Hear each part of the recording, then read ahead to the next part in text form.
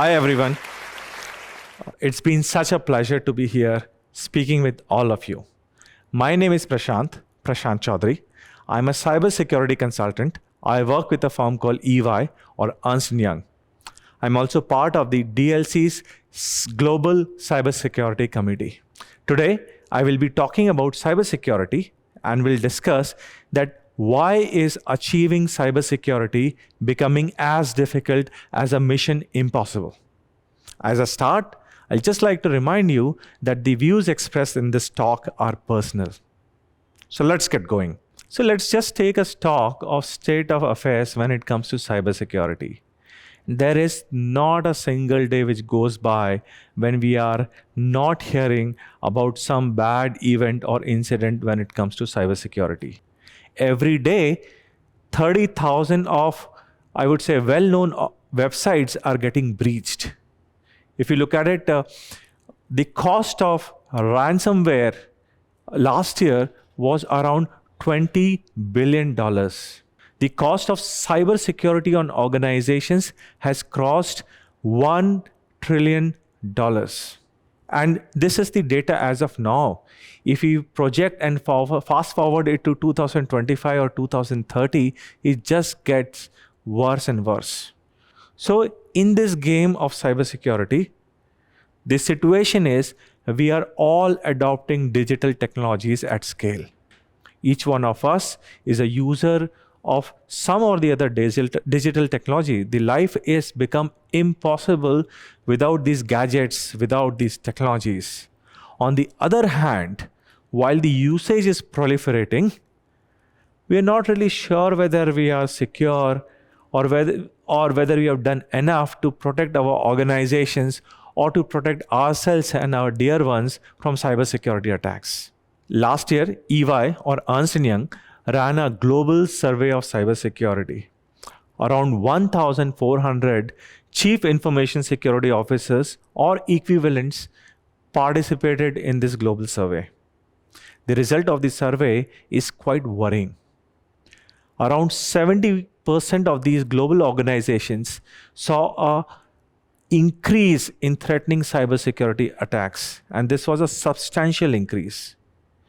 More than half of the chief information security officers were not confident of the fact that they have done enough to protect their organizations. More than half of them were also not sure whether their cybersecurity control and the defense will hold up against the sophisticated cybersecurity attacks. When we probe further, we realize that only 30% of the global CISOs are confident that they have put in watertight cybersecurity security and the fact that their defenses might hold up against a sophisticated cybersecurity attack. So we reached out to these global chief information security officers to understand why are they so underconfident on protecting their own organizations with respect to cybersecurity attacks, because end of the day it's their job description to protect their organizations. So three things stand out. One, the chief information security officers are always complaining that there is a significant underspending or underfunding when it comes to cybersecurity. The second thing which is coming out is there are so many regulations which are coming out when it comes to cybersecurity. And each regulation demands a specific thing to be done by these organizations.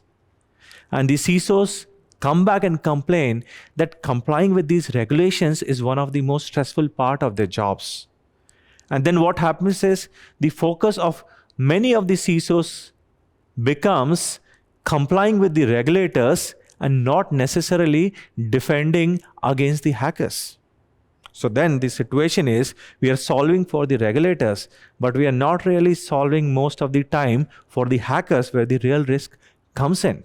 We also understood from these CISOs, and about 57% of the CISOs are telling that the relationship between cybersecurity and rest of the organization is getting from bad to worse.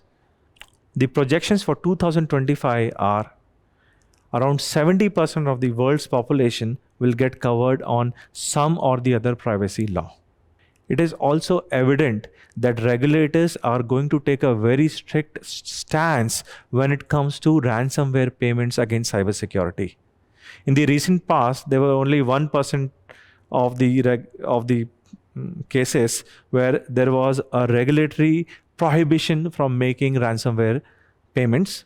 In 2025, it is estimated that around 30% of the world's regulators will actually put an embargo on making ransomware payments. We are also projecting through the surveys that by 2025, the biggest or one of the big determinants of organizations in doing business or business initiatives or transactions will be cybersecurity risk posture.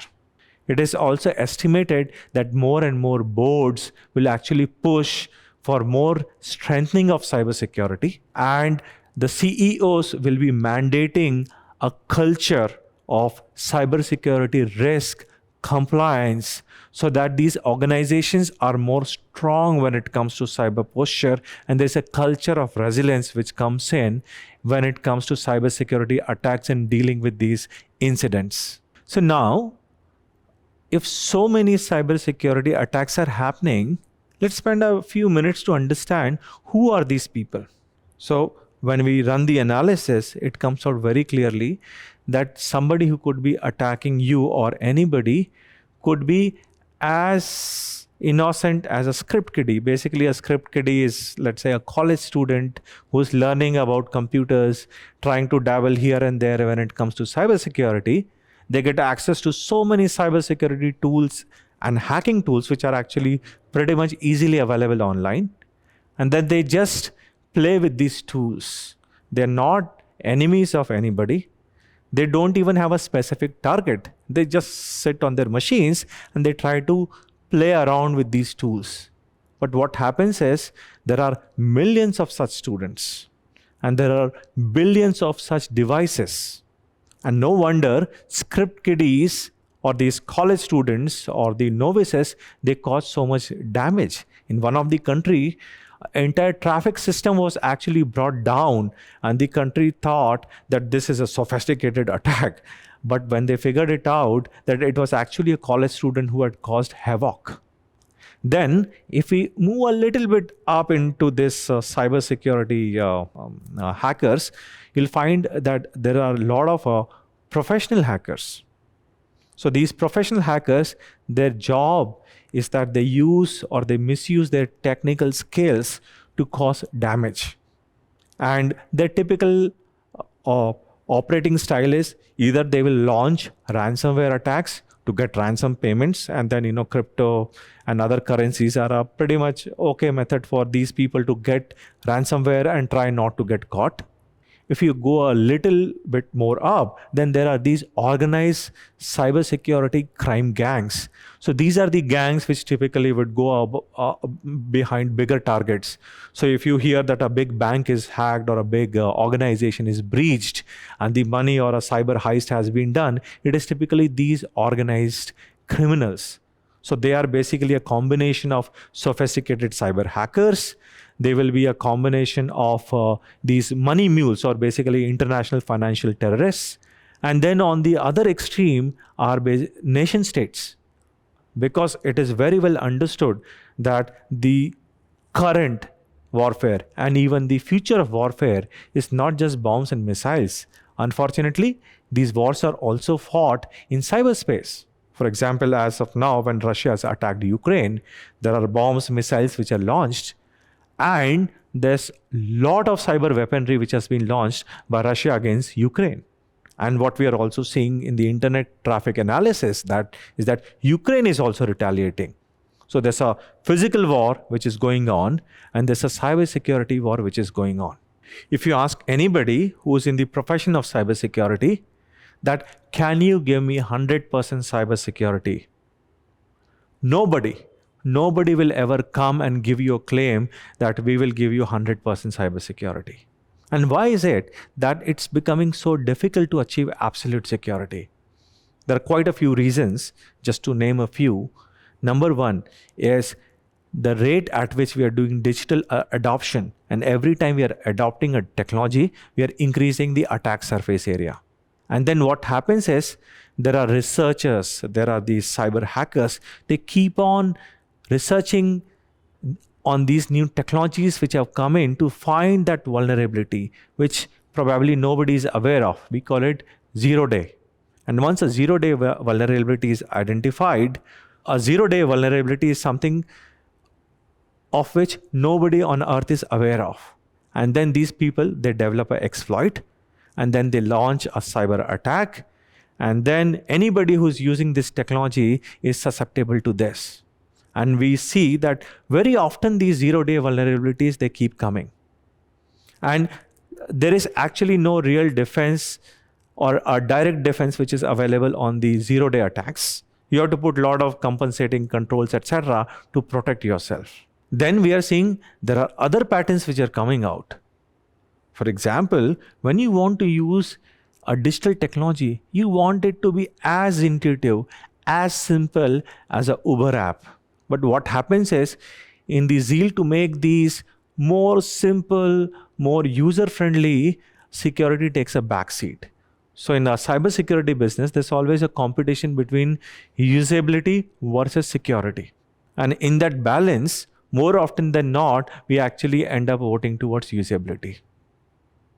Then the other issue is that we can put so much of technology, we can pump in millions of dollars to achieve cyber security controls. But end of the day, it is human beings which are using all the system and technology. And human beings are the weakest link when it comes to cybersecurity. More often than not, when we are investigating cybersecurity breaches, incidents, we are seeing it was a human error behind it. Now, if we look at it a little bit technically, for an organization, there is so much of technology and layers of technology that goes in.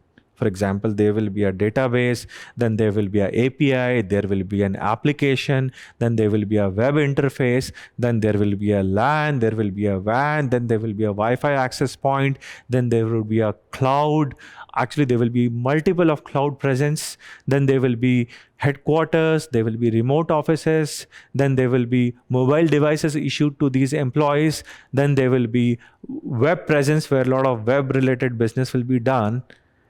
And if you look at it, for a reasonably middle-sized organization, there will be millions and millions of touch points where digital access is done or a digital transaction is done. And what happens is these organizations have to protect these touch points or attack surface every single point, every single time. But when you look at a hacker, the hacker has to get right just once. So it's a war in which you have to be secure every single time, and the hacker has to be lucky just once. And if you look at the complexity of technology, it is just getting more and more complex. While the cyber risk is there, we still have to run our business. Life has to go on. So what should the CIOs, the CXOs, the CEOs do? I think there's a huge list of things which can be done, but some of the key things which really need a focus is, one, build in a culture of cybersecurity. Cybersecurity should not be an afterthought. Cybersecurity has to be built in. It should not be something that is bolt on. Then the other thing which has to be realized is that cyber attacks, they come at a digital speed. You cannot fight something which is coming at a digital speed by a manual human response. To fight a digital speed cyber attack, you need a digital speed defense. And that's where you will have to invest in cybersecurity technologies, a lot of cybersecurity automation. Then the next aspect is that cybersecurity should not be the responsibility of your CISO or people who are running your cyber defense. You have to ensure that you embed it into the operating culture. You have to focus on the much cliched end user awareness. Because at the end of the day, it's the human beings who end up being the weakest link when it comes to cybersecurity. Last but not the least is you should be in a state which is called assumed breach. You should operate with a philosophy that your organization is breached or would be breached anytime soon, and you should build in so much of resilience, you should build in so much of cyber response capability and a recovery capability, because whenever it happens, you know how to go about it and how to bring the organization back to its normalcy. I hope this talk was insightful and you find some value or information which you might want to use when you're dealing with cybersecurity. I would really like to thank DLC for creating such a fantastic forum to spread awareness on diverse topics. So thank you, DLC, once again.